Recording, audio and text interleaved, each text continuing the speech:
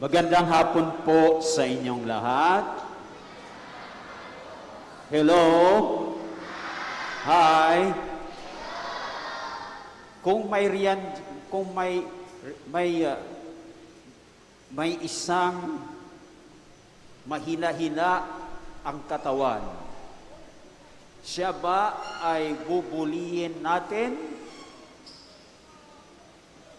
Kung mayroon diyang kulang-kulang sa isip, bubugbugin ba natin? Alam na ninyang sagot, no?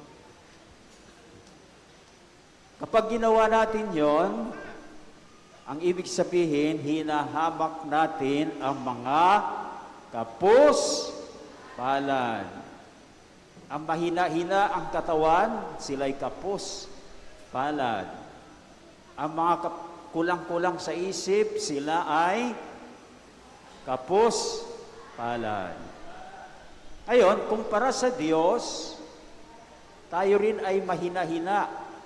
Tama? Ay malakas si Lord eh. Tayo rin ay kulang-kulang sa isip. Pero binubuli ba tayo ng Panginoon? Binubugbog ba tayo ng Diyos? Alam na ninyo ang sagot, no? Kasi ang sagot sa tanong na ito, mga tanong na ito, ay ating makikita sa mga pagbasa ngayong 23 linggo sa karaniwang panahon. Anong sagot?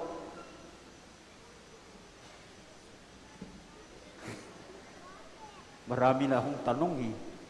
Ang sagot ay, ang Diyos ay walang hinahamak kahit mga kapos-palad. So tingnan po natin ang unang pagbasa. Mula saan ang unang pagbasa? Sa aklat ni Propeta Isaías. Sa pagbasang ito po ba ay mayroong kapuspalad? Isa lang ba? O marami? O sino-sino yung mga kapuspalad nito? Una, pinanghihinaan. Very good. Pinanghihinaan ng loob. Ikalawa, mga bulag. Pangatlo, mga bingi.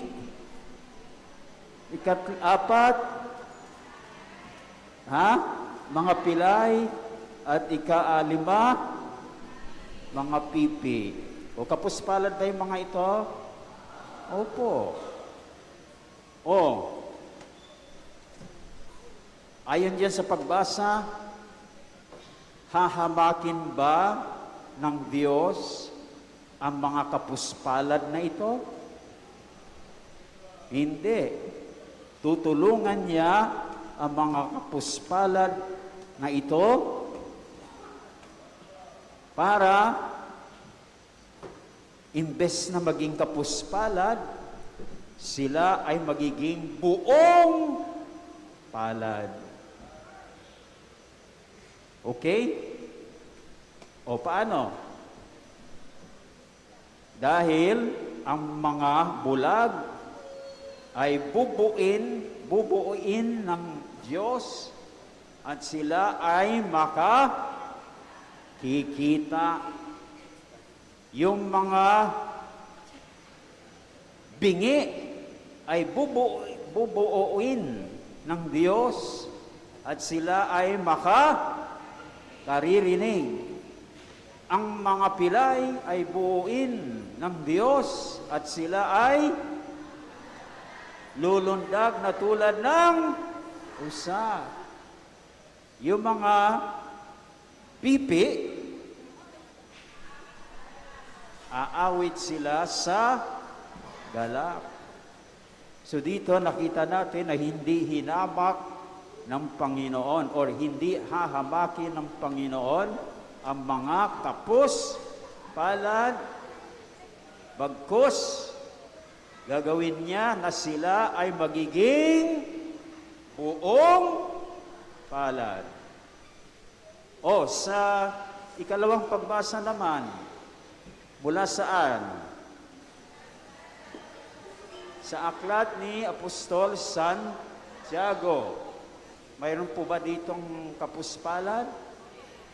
Mayroon. Binabanggit ng pagbasang ito ang isang lalaking nakasingsing ng ginto at isang dukha na panay sulsi ang damit. O, sino sa tingin ninyo dyan ang kapuspalad? Yung dukha. Ngayon, sabi ni Apostol San Pablo, dapat wala tayong itinatangi. Tama po ba ako? Tama ba si San Pablo? Di tayo dapat nagtatangi. At tama nga, dahil kapag tayo ay magtatangi, mayroon tayong hahamakin. Tama? Tama, dahil nagbigay siya ng example dyan hindi po ba? May isa daw kapulungan. Pumasok, sinong unang pumasok? Yung nakasingsing ng ginto at nakadamit ng magara. At pumasok din ang isang dukha na panay sulsi ang kanyang damit. So yung nagpapasok, anong sinabi niya doon sa nakasingsing ng ginto? Dito na ho, kayo umupo. Oy, ano namang sinabi niya doon sa dukha? Ay, tumayo ka na lang dyan. Eh, kung gusto mong maupo, umupo ka sa sahig. O, anong nangyari dito? Mayroon bang itinatangi? O, kita mo, mayroong itinangi. At dahil mayroong itinangi, mayroong hinamak. Kaya sinasabi ng ikalawang pagbasa, para wala tayong hahamakin, hindi tayo dapat nagtatangi. Maliwanag? O, sa Ebanghelyo naman, ayon kanino? Kay San Marco. Dito sa Ebanghelyo, mayroon bang kapuspalad? Sino yung kapuspalad? Yung lalaking bingi at utal. O hinamak ba ni Lord yung bingi at utal na ito? Hindi niya hinamak. Kundi ang ginawa ng Panginoon, pinagaling ang lalaking bingi at utal. Kaya sa bandang huli, dahil bingi, nakarinig na, dahil utal, nawala na yung kanyang pagkautal, at siya ay nakapagsalita na ng malinaw. Kaya dito maliwanag na ang ating Panginoong Hesus ay wala ring hinahamak kahit ang mga kapuspalad.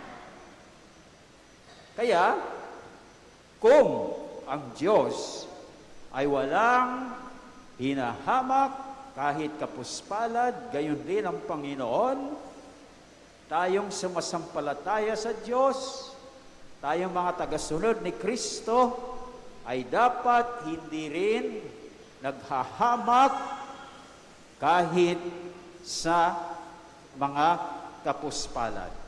Amen? O, tingnan nga natin kung totoo yan.